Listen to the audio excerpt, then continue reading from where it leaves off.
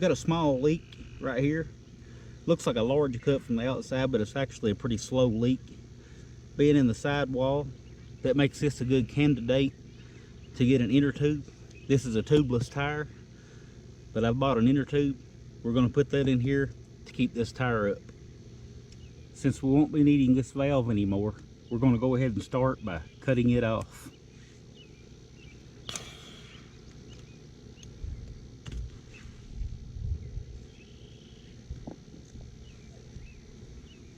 Alright, I like to spray a little soap and water on it for lubrication. We're going to remove this side, the side of the tire that has the valve. We've got to break that loose from the rim. We've got to break that bead seal.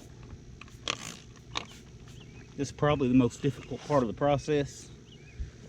I usually just do it, which I'm dang near 300 pounds, but I usually just do it just like that.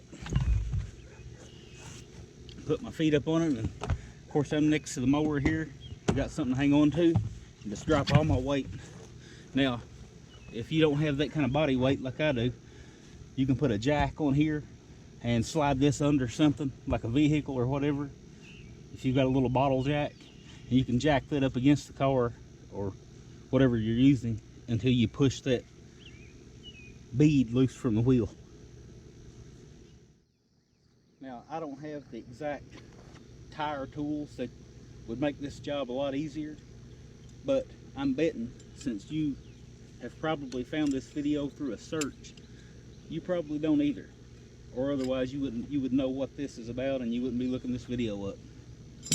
So I've got a little pry bar here, a little tire tool, and you can get away with just using a couple of large flat screwdrivers and do this.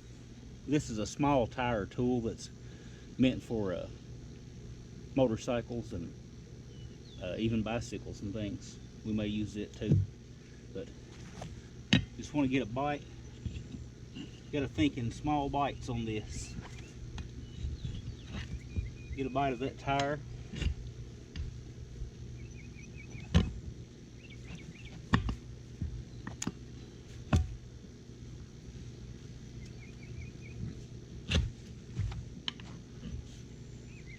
And bring it up over the actual rim there.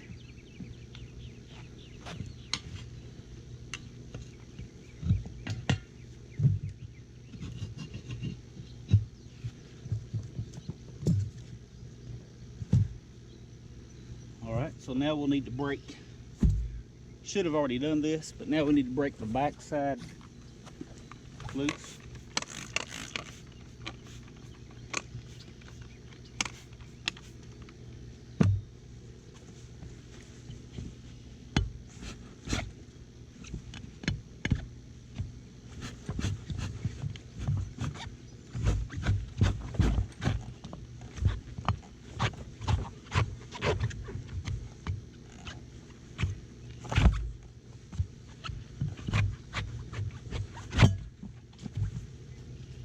That would have been a lot easier if I'd have just done it before I got this side over the wheel, but here we are. That's as far as you'll have to take it to put an inner tube in.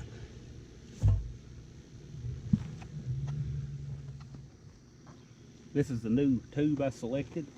When you're selecting a inner tube, make sure the size corresponds with the tire. This one says 18 by 8.5/9.5-8.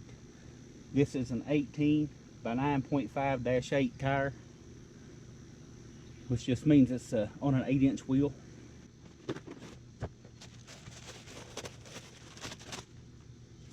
So there's our tube, and it'll be a pretty tight fit getting it in here. It's kind of aggravating, but it'll save me a lot of aggravation and you a lot of aggravation too if you've got a tire that's constantly leaking. But what you want to do, in the case of mine, I know the leak is right here in the sidewall, right here. So just kind of feel around that tire. There's the rest of the valve stem that we cut off. Just kind of feel around that tire. Make sure there's no nails or, oh, look here, found a piece of wire. Look at that. That would have just absolutely ruined my brand new inner tube had I put that in there. So good thing I checked. That was sticking through the tire, so just kind of feel, be careful when you feel, because if it's something sharp, it'll get you. Feel all around that tire, all around the sidewalls. This is the most important part, or all your work will be for nothing. I did not know that piece of wire was there. I'm glad I found that. Also, if you've got a welded wheel with a weld in the middle, I've seen a lot of them made that way. Take a file and file down any burrs, because this wheel was not made for an inner tube. It was made for this tubeless tire. So since we're putting the inner tube in, you don't want any burrs on this wheel. So I think we're good to go.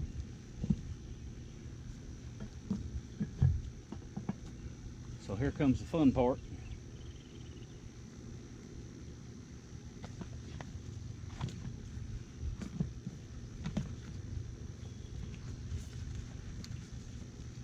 These tubes are, you know, I talk about you don't want to puncture it.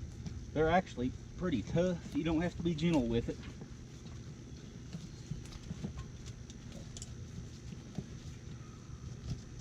But you don't want to pinch it either with a screwdriver or a tire tool. Just use your hands and kind of get it in there. Now we want to line our valve stem up with our valve hole there. And what I want to do,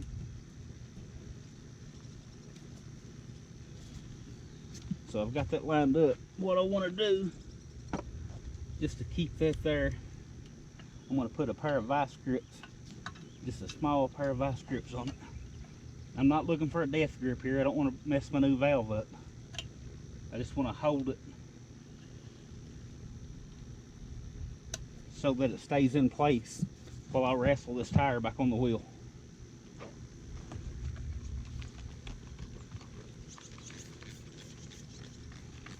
Soapy water goes a long way, makes the job a lot easier. So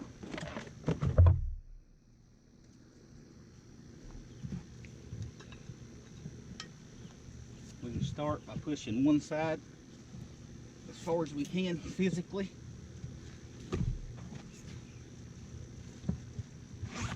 Alright, now we're going to start prying it on, just little baby bites.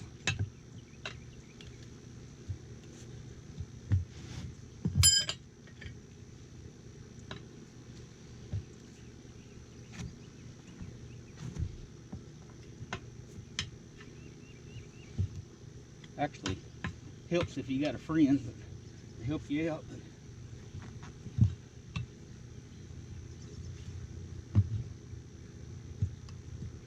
And I'm not a pro with this. Just something my dad showed me how to do years ago. I enjoy taking care of my own stuff here around the house. I don't like to pay somebody else to do little jobs like this, or any job for that matter. Besides, one day my 10-year-old son's going to grow up and move out of the house, and that'll leave me being the man of the house.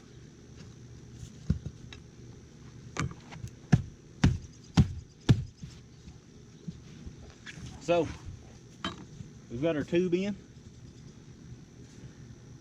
Next thing we're going to do is give it a little shot of air.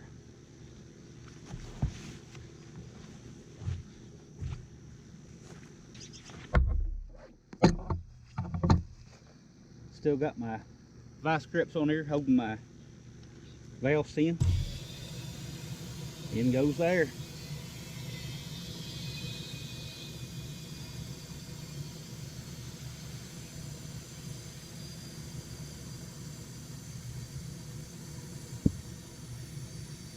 You want this bead to, there, you want that bead to seal.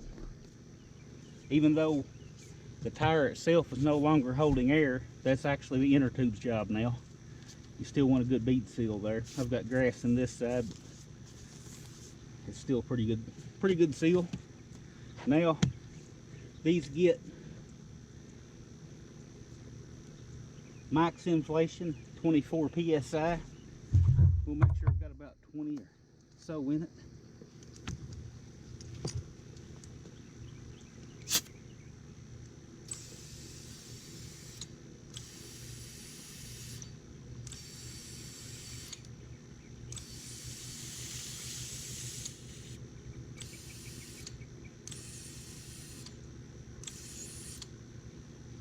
There's 20. That's what we're going to go with. Now, I see some air bubbles coming out. That's just where that tube is pressed up against that wheel. Don't be too concerned with that. Now, if it's still doing it an hour later, you've probably got a problem. But don't be too concerned with that right off the bat. That's all there is to it.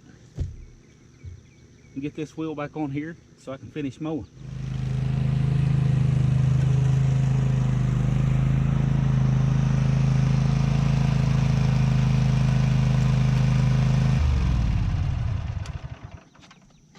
So, as you can see, it's not a hard job to do by yourself. It is a little bit physical.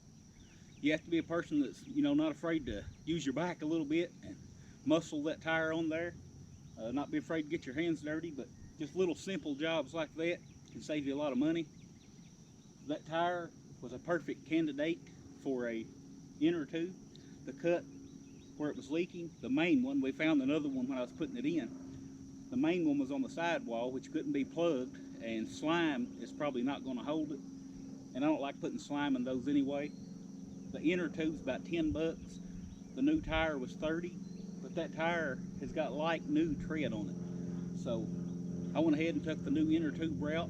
It's not much harder to go ahead and put a new tire on there. You just do the same thing, except take that tire right on off both sides of the wheel and then put your new tire back on. Hope that helps somebody. That's all I got, and I'll talk to you guys again soon.